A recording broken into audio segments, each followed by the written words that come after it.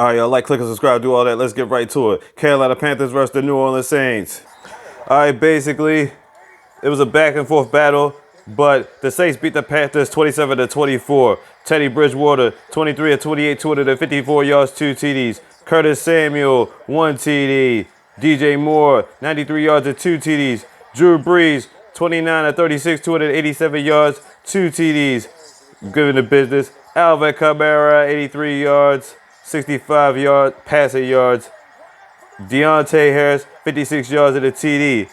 And as you can see right there, Jared Cook got the first TD. And he got his TD in the first quarter. Yeah, in this one, Joey Slye tried to attempt a 65-yard field goal within like 2 minutes left. Obviously, he did not make this field goal. But bottom line is, that's the reason why the Saints pulled it out against the Panthers. I mean, it's a 65-yard field goal. I mean, like, obviously, they just had to go for it to attempt it. But bottom line is, the Saints pull it out. And up next, you got the Buffalo Bills battling against the winless New York Jets. The Bills end up beating the Jets 18-10. Let's give you the stats. Josh Allen, 30 of 43, 368 total yards. Cole Beasley, 112 yards. Sam Darnold, 12 of 14, 120 yards, 2 picks. Lamichael Permine, I cannot never say his name. Lamichael Permine, 39 yards and a TD. Denzel Mims had about 42 yards in this game. You see this kicker, Tyler Bass? It was basically a field goal fest for him today. He didn't have not one, not two, not three, not four. Well, basically get the gist of it. He had 6 field goals in this game and basically brought them back, and they beat him 18-10. And the Jets are still trash, 0-7, wasted time, clearly, as you can see. And up next, you got the Green Bay Packers taking on the Houston Texans. The Packers, after suffering a terrible defeat from Tampa Bay, come back and do good things against the Texans, 35-20, and they beat them. Aaron Rodgers, 23 of 34, 283 yards, 4 TDs. Jamal Williams, 77 yards and a TD. Davante Adams, you already knew he was the player of the game, 196 yards and 2 TDs. Deshaun Watson, 29 of 39, 309 yards, 2 TDs. David Johnson had about 85 yards, and Randall Cobb had about 95 yards. Rodgers in the pack, you know what I'm saying? He hits Jay Sternberger for a TD right there. Rodgers back at it again. He also hits Malik Taylor for a TD, and that was at halftime. And then on the other side with Watson, it was basically like a minute left, but he finally gets Will Fuller in there. But bottom line, it was just too little too late, and the Packers still beat the Texans. They go up at 5-1 in the series. Texas fall to 1-6. All right, fans, I got to get y'all prepared for this, yo. The Detroit Lions against the Atlanta Falcons. Boy, oh boy, here we go again. The Lions end up beating the Falcons here 23-22. But let's just give you the stats. Matt Stafford, 25 of 36, 340 yards, 1 TD. Darius Swift, 27 yards and a TD. Kenny Galladay, 114 yards. Matt Ryan, 31 of 42, 338 yards, 1 TD. Todd Gurley, 63 yards and 2 TDs. I'll explain why the second TD was kind of a disaster later on. But Calvin Ridley, 69 yards and a TD.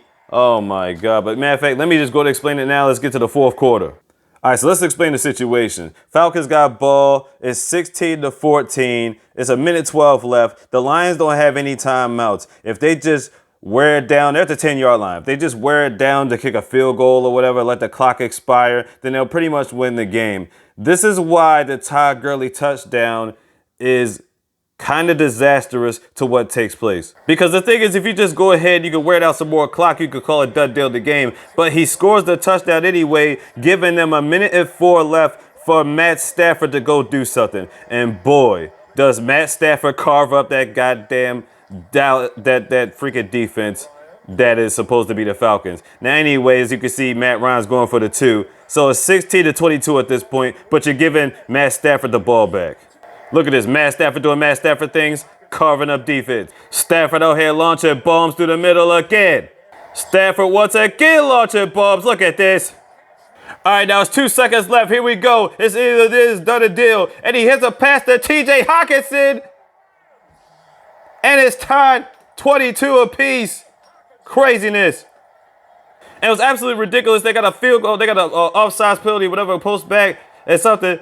It was a flag down for that, for whatever happened across the field. And then on top of that, bottom line, they had to kick a 49-yard PAT and still pulled it out. And that's how the Lions beat the Falcons, 23-22. Falcons, you always finding some ways to blow goddamn leads. You've been doing it for 3 years. What the hell is wrong with you? The Battle of Ohio, with only teams that matter there, the Cincinnati Bearcats and Ohio State Buckeyes. But bottom line, nevertheless, Cleveland Browns versus the Cincinnati Bengals. And we all know the deal. Baker Mayfield looked like absolute trash the first half, but then he came back in an impressive second half. So there you go. Browns beat the Bengals 37-34. Baker Mayfield 22 of 28, 297 yards, but 5 TDs, even though he threw 1 pick, but he had 5 TDs in this game. Kareem Hunt, 76 yards. Harrison Bryant had 56 yards and 2 TDs, replacing the injured Austin Hooper. And Joe Burrow, 35 of 47, 440 total yards, 3 TDs, 1 pick, and 1 rushing TD. Tyler Boyd, 101 yards, 1 TD. Burrow was sacked about 4 times. Baker went from straight trash in the first half to a treasure in the second half. Odell Beckham, he left the game first quarter with a knee injury. And I'm sorry to say for fantasy breaking news, he is out for the remainder of the season. But bottom line is, let's get to the fourth quarter action because there was a lot going on there. Here we go. Bakerville lost the ball to David Njoku. That was the first TD of the fourth quarter. And then Joe Burrow making a comeback. He launches it over to T. Higgins. Breaking passes, and he scores a touchdown. T. Higgins. Baker Mayfield says the heck with that. I'm giving it to Kareem Hunt and give business with a throwing TD for Kareem Hunt. Joe Burrow comes back, and he hits Giovanni Bernard. I haven't heard that name in a little minute. Giovanni Bernard scores a touchdown for the Bengals.